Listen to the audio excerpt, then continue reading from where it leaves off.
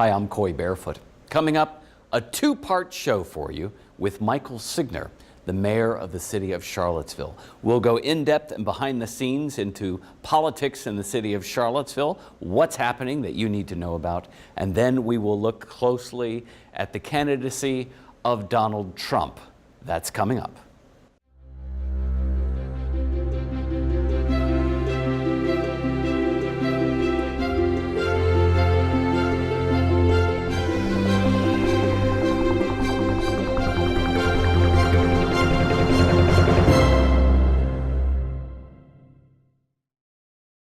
Welcome to the program. Michael Signer joins me. He is the mayor of the city of Charlottesville, and he is also an author and a lecturer and an attorney at the Batten School for Leadership and Public Policy at the University of Virginia. Mike, welcome to the program. Coy, it's great to be with you, and I'm excited about the new show. So much I want to talk about. Let's do this. Let's take the time that we have together today and cut it into two parts. So we'll take the first part and talk a little bit about the city of Charlottesville. And then the last part, I want to talk about your book, Demagogue, The Fight to Save Democracy from Its Worst Enemies. So we'll start with Charlottesville. Right. And you know what we're going to start with, of course, when we talk about Charlottesville, the elephant in the room is the big, giant, unfinished landmark hotel project right on the downtown mall. Where are we with that? I know you made some news when you were recently stepped into the mayor's office. Right away, under your leadership, the city council very publicly said, hey, we're going to do something about this. Right. Well, so this is one of my major commitments running for city council, was to try and get this resolved, because I see it like 6 times a day. My law office is right in I live right near the downtown mall. Now City Hall, I pass it constantly. I hear about it from constituents constantly. It affects everybody. So, and for people who are visiting, they stand there and look at it and say, and what exactly is that? It's embarrassing. It's so, first meeting as mayor, we got a unanimous, we passed unanimously a resolution that called on our staff to do everything we would need to condemn it. Condemnation of a property like that that's in private hands in Virginia is very difficult. You have to do a lot of fact-finding, and you have to be pretty aggressive about it. So we were all on the same page. That was really significant for all 5 city councilors. And what had happened right before that was there was this windstorm where debris blew off the building and was very dangerous and went into the roof of the CVS next door. So anyway, all that happened. Could have been a tragedy, of course. It could have killed somebody. Yeah. Our fire department had to go in. I was on site and was part of the decision to send in our fire department to get that debris removed. So the good news is that since we passed that resolution, that succeeded in bringing Dewberry Properties to the table. The owners of the unfinished hotel. Right. I've said all along that the best case scenario would be for that to become what it was designed to be, which is a hotel, because that's actually how it's built. The floors, it's very difficult. People say, tear it down. And that's you have to deal with the facts as they are in the building that was built. That's an expensive, complicated, difficult, legally, fraught thing to do. It's much simpler to get the guy who owns it to build it. So the really good news is we had a meeting just 2 weeks ago, a week and a half ago, that I convened with the owner, with his attorneys, with our key staff, and I've since had a conversation with him, and I am cautiously optimistic that with the right approach here that we're going to get the building built. We have to work, it has to be a partnership, so you sort of have a combination of carrots and sticks. We have the stuff we can work with him on as a partner, because it's a city and a municipality, and it's a business. Then there's the sticks that we have, which is, this is a dangerous building. The status quo cannot stand. You cannot sit in this for any longer. Pieces of it are falling off. Pieces of it are falling off. So it's a pretty, I think that it's been good that I brought as mayor a business background and a negotiating background, because that is what I think is moving this project ahead. I'm starting to feel cautiously optimistic that we can be partners with him, that we can get the project moving. He's sending the right signals. Did he say he wanted to finish it? Yes. Yeah. He says that he wants to start it by the latest this fall. And that would be after a new site plan, and the building has to be revised for the business he wants to run successfully. The city has to approve those designs. Right. We're looking at lots of other things, which is what's the tax revenue that it's going to bring into. So in a sense, we're starting the take process over a little bit. Yeah, but with a refresh and with a clear understanding from them that we cannot let the status quo exist, and we're prepared to move ahead with condemnation. And that has forced the issue. The other thing that's good is that everybody had said, well, he had always said, I need to finish my Charleston hotel first. Right.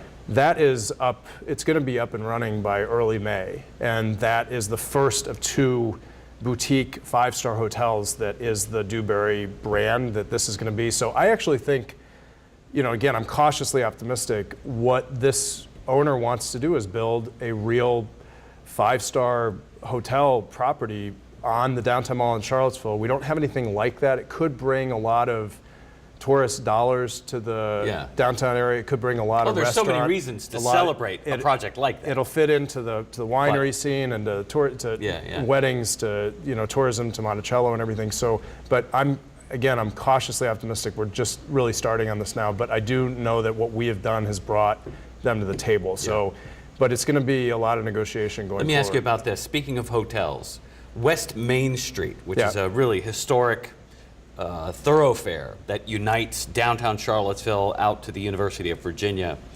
We are witnessing over the last few years and continuing to see plans for a series of massive new high-rise, what we call high-rise, construction projects, most of which cater to students at the University of Virginia. Big dorms on West Main Street. A lot of people have been critical of this. A lot of people in the business community seem to be for it, development community.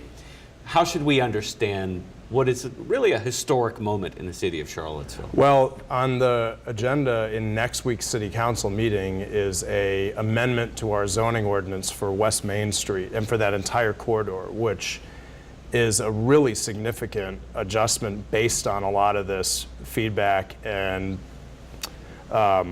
concern that people have had about the overbuilding on West Main Street. So the basic change that would happen is you would divide West Main into 2 parts. West Main Street, west of the Drury Brown Bridge, which is closer to the university and is more... Which is where the railroad track line is, And it's more office-y feeling because the nature of you've got the Children's Hospital, you have taller, you have the Graduate Hotel, you've got the nature and the feel of that side of town has always been taller. Right.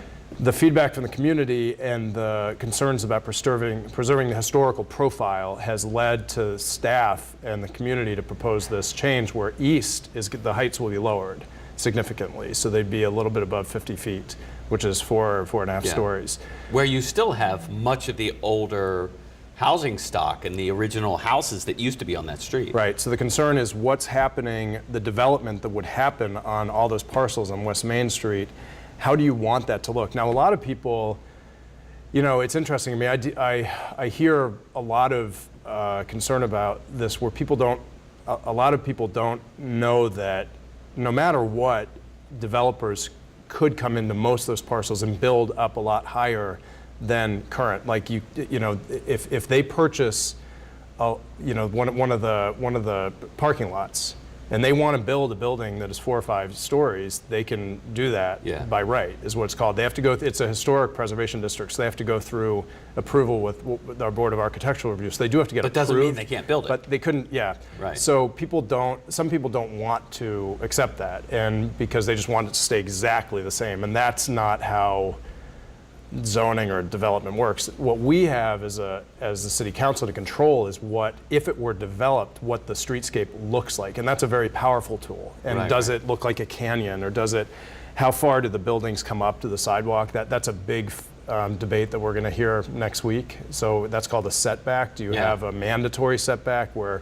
Because right now we have a little bit of everything. Right. The new Marriott is right up on the street. Exactly. UVA's new Children's Hospital has a beautiful New York City styled setback. Exactly. Yeah. So the big concern with that is, and there are people of good faith can disagree on this, because some people say, well, we really want to have a mandatory setback so we could have big trees and the buildings aren't quite as close. But we just got a letter from the BAR disputing a mandatory setback, and because they want to have the flexibility, and they think that it's called a street wall. They think it should be closer. If you look at a lot of those buildings, Maya, they're right up against. Are a little bit closer. They're closer. The Albemarle Hotel, the old Albemarle, and they were critical about. There's that Studio 500 that's right across from Three Penny, right next to the ABC store, which has a mandatory plaza.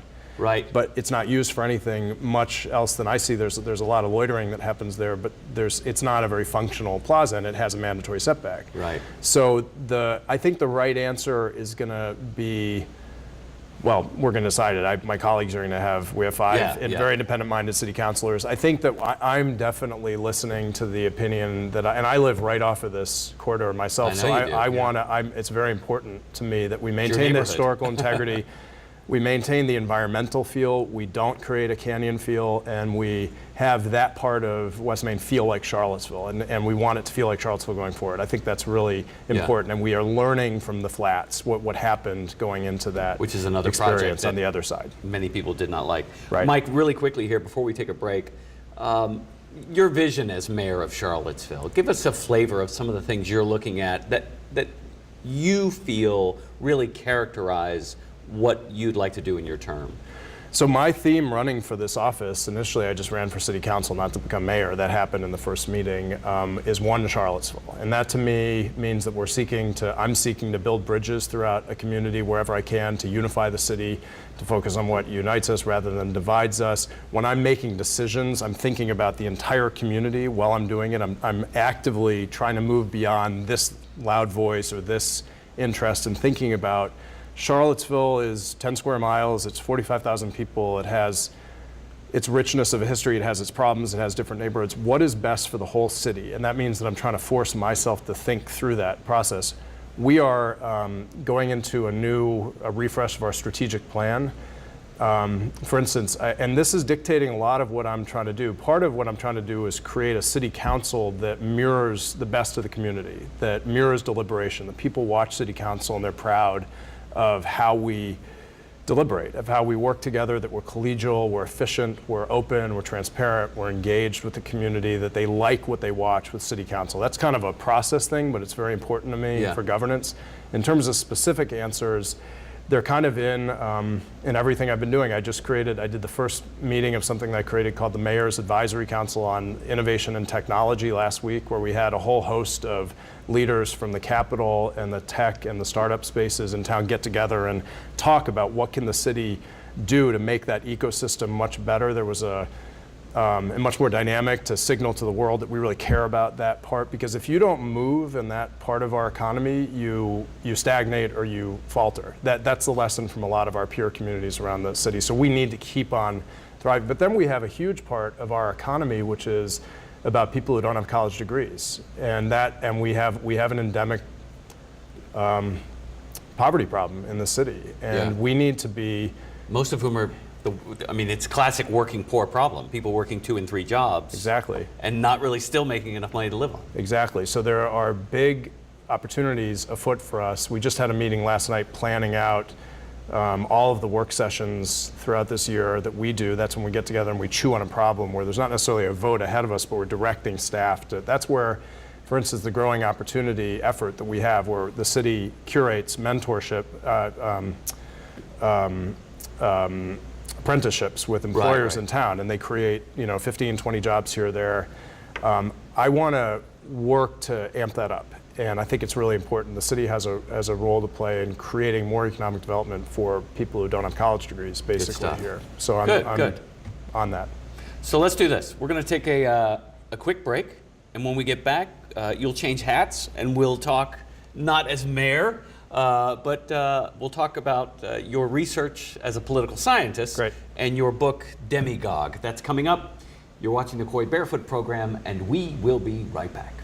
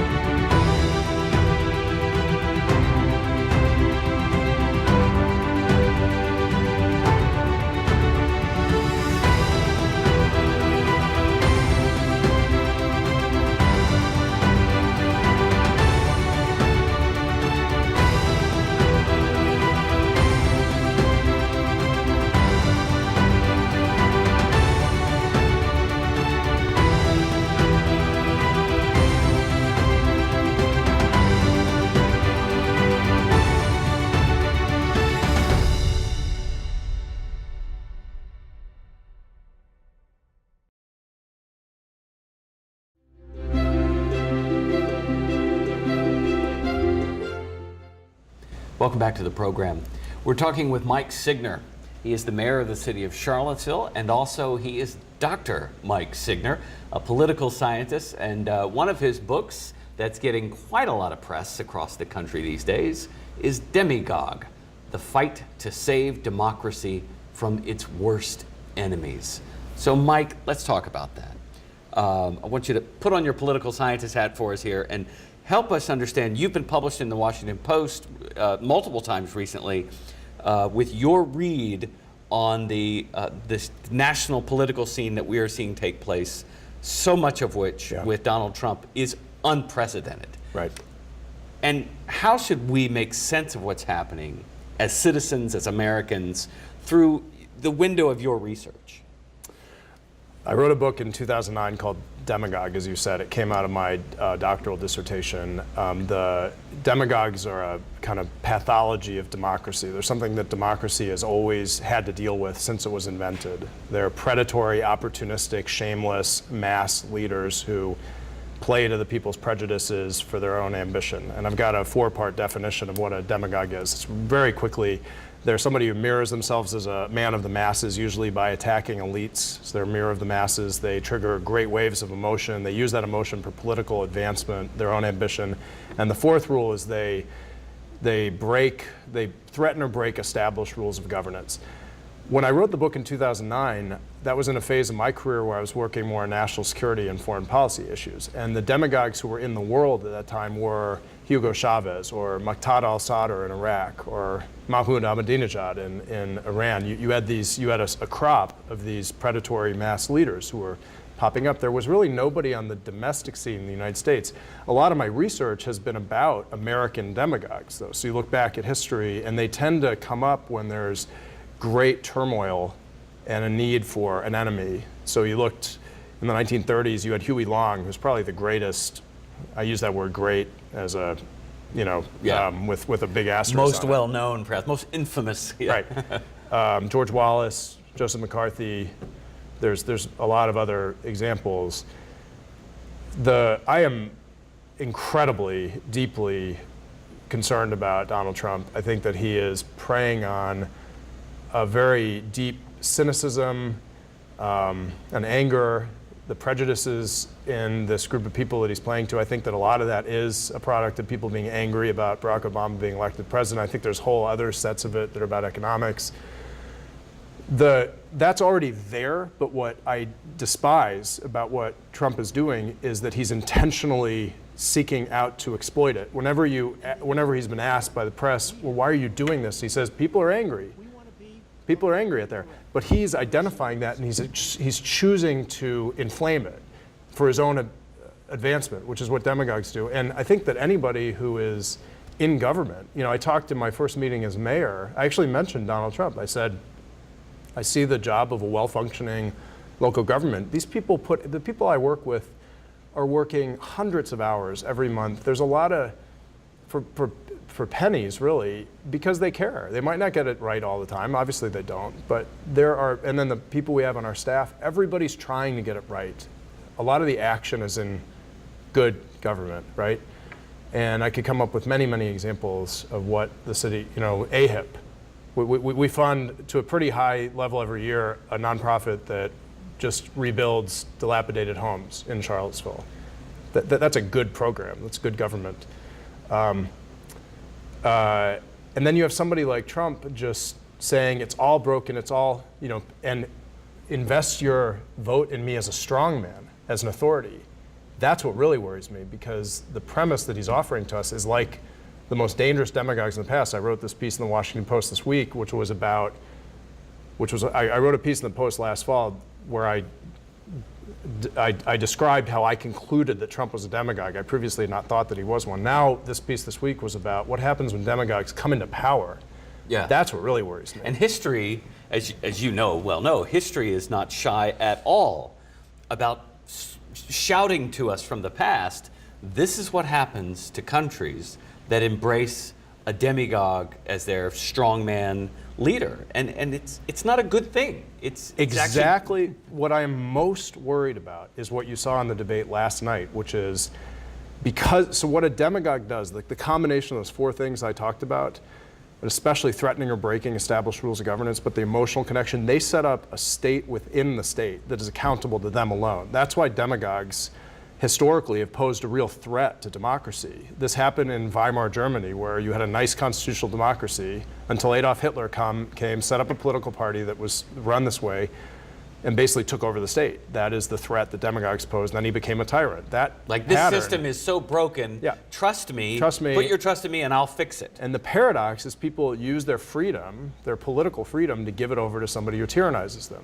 That's the paradox of demagogues, going back to forever. So Donald Trump last night, the key danger that I see with demagogues is what they do in foreign policy. I came up with 4 real dangers. That they're reckless and dangerous in the foreign arena, that they have incompetent and inept advisors around them because they think they can solve all the problems, that they fall prey to their own passions. That's another worry with them. So Trump just last night, he was saying that if military leaders have now started to say that they would not comply with these unlawful promises he's making, right, that he would order worse than torture, worse than waterboarding, worse than torture. He wants to assassinate the families of terrorists. That he would do targeted Women, assassination, children, yeah, which is against.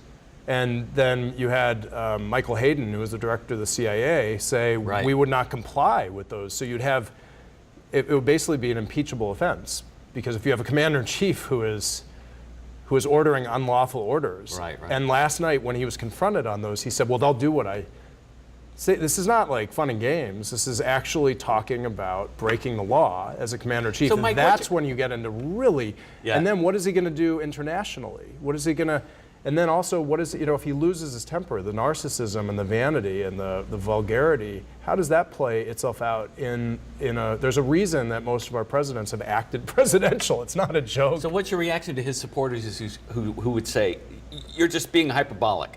I think you're just being absolutely, hyperbolic here. You're exaggerating. It's not that bad. He's not bought and paid for. He's just speaking his mind. That's why we like him. He's not one of them. He's going to get in there and shake it up. I think they're being gravely and deeply irresponsible as citizens if they ignore the evidence before us about how he will actually be in office. And I think that's exactly what Mitt Romney said yesterday when he did this major speech, raising the alarm about what would this guy be like actually in power. We should be gravely concerned about what he would actually do invested with this office. It's not a joke, it's not a competition, it's not a contest, it's not a show. It's a serious thing about what would he do as President of the United States. And so I think that it is. But his message is resonating with a lot of people, even on the left. Yeah, and that's what demagogues do. Because you and I both know the system is broken. Right. So it has, the economy and the political system have been bought and paid for to the highest bidder. Oligarchs pretty much run this country. So now here's what I think. If the system is broken, I think you invest in really good people who care about governance, who have the hearts of public servants and who care about metrics and who are going to listen and who are going to try to make things better. That's what you do. You send good people in the government who care about government. You don't send people who just want to play politics and grandstand. Not just that, but who are offering chaos or destruction or throwing the baby out with the bathwater or ego or shows or entertainment. That's what you have basically been offered. That is his. There are no details to what he would actually do in government. And as your research shows us, this is how democracies self-destruct. Yes. This is precisely how it happens. Yeah, and the stakes of this are exactly what you just said, which is somebody could logically, you could either follow the path down where you say, well, this is what the people want, so how can I blame them? They deserve, like the old saw about the American people get the president they deserve, that old thing. Right. Their mirror. So, or you could do what I'm trying to do and what all these other people, there was this incredible list of 100 foreign policy professionals on the Republican side who said they will not work with the President Trump. They're the people who are trying to stand astride this train of history and yell stop, right? That's why I'm writing the Washington Post, or that's why, what power do I have? But at least I'm trying. Right. Mitt Romney did this major, people are trying to change people's minds. I think that's really important. I think everybody should get on the phone, anybody they know who's flirting with this guy, and say, this really concerned, I think that he will be dangerous. But to a certain extent, though, that only empowers the people who believe in him. Because they'll point to that and say, look how afraid the establishment is of this guy. Look how much they don't want him. He must be the right pick because he's going to really get in there and shake it up and change things, and that's what we need. But if that were the case, then there would be no reason ever to say anything at all. So the question is, what do you do if you are concerned? You have to be able to do something. So if somebody could name call me, I'm not a member of the Republican establishment, I'm a concerned citizen. What happens to the mayor of a town? I'm actually worried about this guy coming into the presidency of the United States. I think that'd be bad for our country. I think the people who are giving over their freedom to somebody who so clearly is offering bombast and inflammation and catering to the worst ego instincts and of a playing to human our being. prejudices and disrespecting our need to know what you would do with the power.